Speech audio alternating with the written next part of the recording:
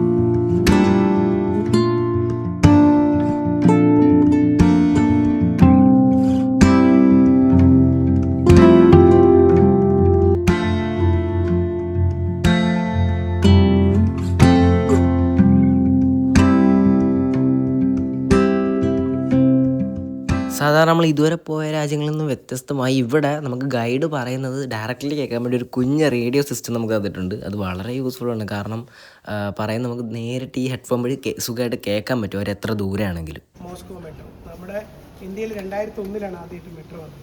പക്ഷേ ഇവിടുത്തെ മെട്രോയുടെ പ്രത്യേകത അണ്ടർഗ്രൗണ്ട് മെട്രോ ആണ്. ആക്ച്വലി 2ാം ലോക മഹായുദ്ധ കാലത്താണ് ഇവിടുത്തെ മഹാഭൂരിഭാഗം മെട്രോ സ്റ്റേഷനുകളും പണിതത്. സ്റ്റാലിൻ്റെ കാലത്താണ്. 2ാം ലോക മഹായുദ്ധ കാലത്ത് യുദ്ധഭീതിയിലാണല്ലോ. അതുകൊണ്ട് എല്ലാ മെട്രോകളും 200 മീറ്റേഴ്സ് ഡൗണിൽ അണ്ടർഗ്രൗണ്ടിൽ താഴെയായിട്ടാണ് ഇവർ പണിതത്. അപ്പം സ്റ്റാലിൻ്റെ ഭരണത്തിന് മുമ്പ് അല്ലെ ഇവിടുത്തെ വിപ്ലവത്തിന് മുമ്പ് ഇവിടെ സാർ ചക്രവർത്തിമാരുടെ ഭരണമായിരുന്നല്ലോ. സാർ ചക്രവർത്തിമാരുടെ ഭരണവും കൊട്ടാരങ്ങളൊക്കെ നമ്മൾ സെൻറ്റ് പീറ്റേഴ്സിൽ കാണും. അത് നിങ്ങൾക്ക് മനസ്സിലാക്കാൻ പറ്റും. അത്രയും ആഡംബരവും പ്രൗഢിയുള്ളതായിരുന്നു. അന്ന് ഹൈറാർക്കി അല്ലെങ്കിൽ ഭരണകൂടത്തിലുള്ള ആളുകൾക്ക് മാത്രം പ്രവേശനമുള്ള സ്ഥലമാണ്. പക്ഷെ അത്തരത്തിലുള്ള ഒരു പാലസുകൾ, കൊട്ടാരങ്ങൾ മെട്രോ സ്റ്റേഷൻ പോലുള്ള സാധാരണക്കാർ കയറുന്ന സ്ഥലത്തും കൂടെ വേണമെന്നുള്ള സ്റ്റാലിൻ്റെ ഒരു തിങ്കിങ് കൊണ്ടാണ് മെട്രോ സ്റ്റേഷനുകൾ ഒരു പാലസ് പോലെ ആ മോഡലിലേക്ക് മാറ്റിയത്. അപ്പോൾ അങ്ങനത്തെ 2-3 സ്റ്റേഷനുകൾ നമ്മൾ കാണും. ഇവിടെ നിന്ന് ഒരു 2 minutes വാക്കബിൾ ഡിസ്റ്റൻസിലാണ് നമ്മുടെ ആദ്യത്തെ മെട്രോ സ്റ്റേഷൻ. ആദ്യം പോകുന്ന മെട്രോ സ്റ്റേഷൻ റീസെൻ്റ്ലി പണിതാണ്. മീൻസ് അന്ന് ഒരുപാട് കാലം മുമ്പുള്ളതല്ല. നമ്മൾ അതിൽ കയറുന്നു, എന്നിട്ട് 2-3 സ്റ്റേഷനുകളൊക്കെ കണ്ട് അവിടെ നിന്ന് ഫോട്ടോസൊക്കെ എടുത്തിട്ട് നേരെ റെഡ് സ്ക്വയർ മെട്രോ പോയി ഇറങ്ങുന്നു. അതാണ് നമ്മുടെ പ്ലാൻ.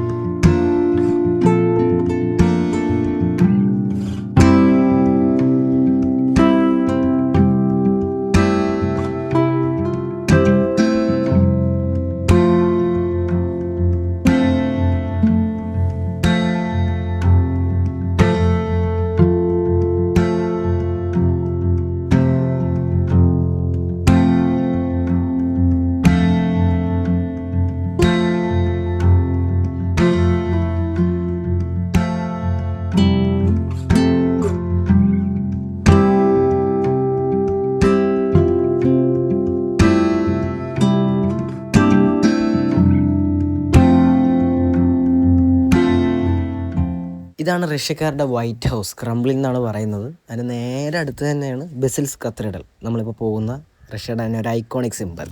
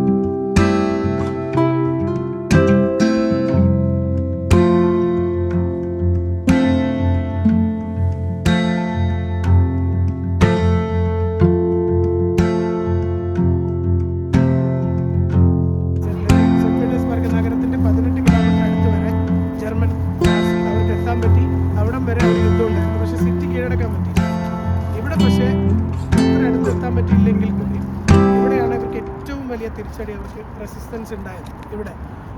അത് 1941-ലാണ് അറ്റാക്ക് വന്നത്. ആദ്യം 41-ലെ വിൻ്ററാണ് ആ ഒരു സമയത്തുള്ള ഏറ്റവും വലിയ ഹയസ്റ്റ് വിൻ്ററായിട്ട് രേഖപ്പെടുത്തുന്നത്. അപ്പോൾ വിൻ്റർ സമയത്ത് ആ കാലാവസ്ഥയും കൂടിയാണ് ബാറ്റിൽ ഓഫ് മോസ്കോയിൽ സോവിയറ്റ് പടയാളികളെ രക്ഷിക്കാൻ കൂടുതലായി. കാരണം ഇവിടെ ഏറ്റവും കൂടുതൽ ട്രൂപ്പിന് അവർ സൈബീരിയ എന്നുള്ള ട്രൂപ്പിനാണ് ഇവിടെ വിട്ടത്. സൈബീരിയ എന്നുള്ള ട്രൂപ്പിന് അവർക്ക് ക്ലൈമറ്റ് അഡ്വാൻസ് ഉണ്ട്. പക്ഷേ ജർമ്മൻസിന് ഇത്ര വലിയ ക്ലൈമറ്റിൽ യുദ്ധം ചെയ്തിട്ടുള്ള സ്ഥിതിയില്ല. അവരുടെ ഈ പറഞ്ഞ വലിയ പേര് കേട്ട ടാങ്കറുകളെ ഈ മഞ്ഞിൽ കൂടെ കൊണ്ടുപോകാനും കഴിഞ്ഞില്ല. അങ്ങനെ ക്ലൈമറ്റിക്കലായുള്ള ഗുണം കൊണ്ടും ബാറ്റിൽ ഓഫ് മോസ്കോയിൽ അവർക്ക് വലിയ അഡ്വാൻസ് ഉണ്ടാക്കാൻ പറ്റിയില്ല. ഏറ്റവും കൂടുതൽ അഡ്വാൻസ് അവർ ലെനിൻഗ്രാഡിലാണ് ഉണ്ടാക്കിയത്. മൂന്നാമത്തേതാണ് സ്റ്റാലിൻഗ്രാഡ് യുദ്ധം. ലോകത്തിലെ യുദ്ധത്തിൻ്റെ ഹിസ്റ്ററിൽ ഏറ്റവും രക്തരൂഷിതമായ യുദ്ധം നടന്നത് സ്റ്റാലിൻഗ്രാഡ് യുദ്ധത്തിലാണ്. രണ്ട് പക്ഷത്തും ഏറ്റവും കൂടുതൽ ആളുകൾ മരിച്ച ഒരു യുദ്ധമാണ് സ്റ്റാലിൻഗ്രാഡിലാണ് ആദ്യമായിട്ട് ജർമ്മൻ പടയാളികൾക്ക് തിരിച്ചടി വിട്ടത്. ജർമ്മനിയുടെ ഹിറ്റ്ലറിൻ്റെ ഏറ്റവും വലിയ ഫോഴ്സ് ആയിരുന്നു 6th ആർമി എന്ന് പറയുന്നത്. അവരെയായിരുന്നു സ്റ്റാലിൻഗ്രാഡിലേക്ക് വിട്ടത്. ആ 6th ആർമി പരാജയപ്പെട്ടപ്പോഴാണ് അദ്ദേഹത്തിൻ്റെ ഒരു കോൺഫിഡൻസ് ലെവൽ നഷ്ടപ്പെട്ടത്. അന്ന് സ്റ്റാലിൻഗ്രാഡിൽ അവർക്ക് തിരിച്ചടി പറ്റിയപ്പോൾ അതിനുശേഷമാണ് മുഴുവൻ അവർക്ക് അതൊരു ടേണിംഗ് പോയിൻ്റായിട്ട് മാറി. ആദ്യമായിട്ട് നാസി ജർമ്മനികൾക്ക് ഒരു തിരിച്ചടി കിട്ടുന്ന യുദ്ധമാണ്. അതിനുശേഷം അവർ തിരിച്ചു പോയി. അതിനുശേഷം ഈ റെഡ് ആർമി, ഈ സോവിയറ്റ് ആർമി അങ്ങോട്ട് പോയി അവരെ ആ ഏരിയകളൊക്കെ കീഴടക്കി. 49 മെയ് 9-ാം തീയതി വിക്ടറി ഡേ ആയിട്ട് ഇന്നും അവരാചരിക്കുന്നത്. അപ്പം ഇത്രയധികം ആളുകൾ മരിച്ച ഇത്രയധികം ആളുകൾ ത്യാഗം സഹിച്ച, ഇത്രയധികം നാശനഷ്ടങ്ങളുണ്ടായ ഇതാണ്. ലെനിൻഗ്രാഡിലെ കുറേ നിർമ്മിതികൾ തകർക്കപ്പെട്ടു, മോസ്കോയിൽ തകർക്കപ്പെട്ടു, സ്റ്റാലിൻഗ്രാഡ് എന്ന് പറയുന്ന നഗരം പൂർണ്ണമായി ഇല്ലാതായി, അങ്ങനെ കീവ് നഗരം കുറേ ഇല്ലാതായി. അങ്ങനെ അത്രയധികം നഷ്ടങ്ങൾ ഉണ്ടായിരുന്നെങ്കിലും പക്ഷേ അവർക്ക് ആ യുദ്ധത്തിൽ ജയിക്കാൻ പറ്റിയത് കൊണ്ടുള്ള ഒരു കോൺഫിഡൻസ് അവർക്ക് വലുതായിട്ടുണ്ട്. അതുകൊണ്ടാണ് അവർ ഇങ്ങനെയുള്ള യുദ്ധ സ്മാരകമായിട്ടുള്ള കാര്യങ്ങളൊക്കെ 90-ൽ സോവിയറ്റ് യൂണിയൻ തകർന്നതിന് ശേഷം യുദ്ധത്തിൽ അവരുടെ സിംബലുകളും സോവിയറ്റ് യൂണിയൻ എല്ലാം അവരങ്ങനെ തന്നെ സൃഷ്ടിച്ചത്. അപ്പോൾ അതിൻ്റെ ഓർമ്മയ്ക്കുള്ള ഒരു സ്തംഭമാണ്, വിജയസ്തംഭമാണ് ഉള്ളത്. ഇതിൽ നിങ്ങൾക്ക് പല 2 PP വിളിക്കുന്നുണ്ടല്ലേ, അതായത് 45-ൽ അവരെ കീഴടക്കി, അതായത് അതിൻ്റെ ഒരു സ്തംഭമാണ്.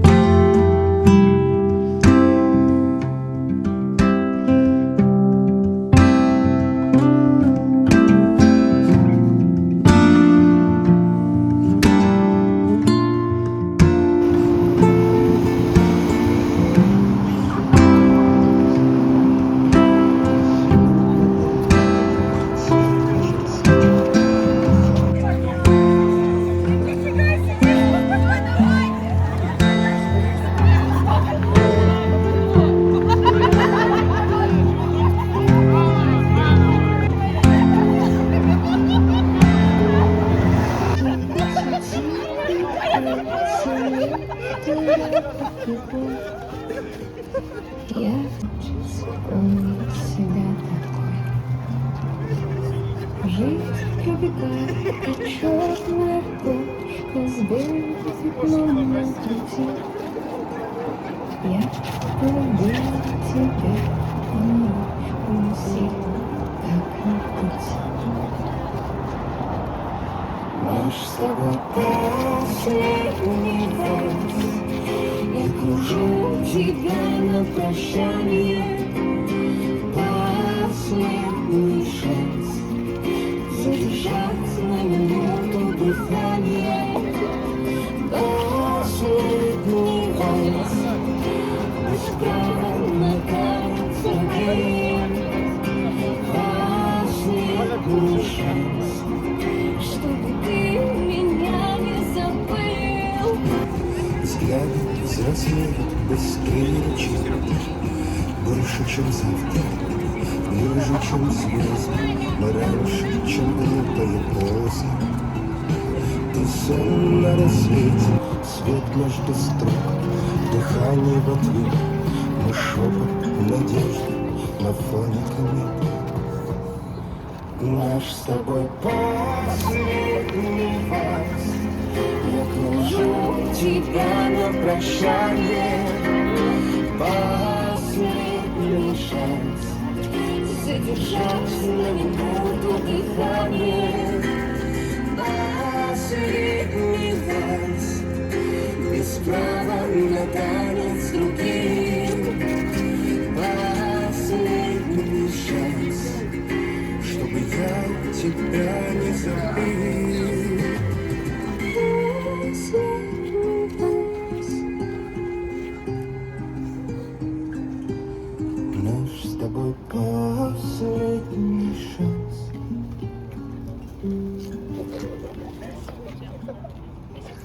സൂപ്പർ കൈഡി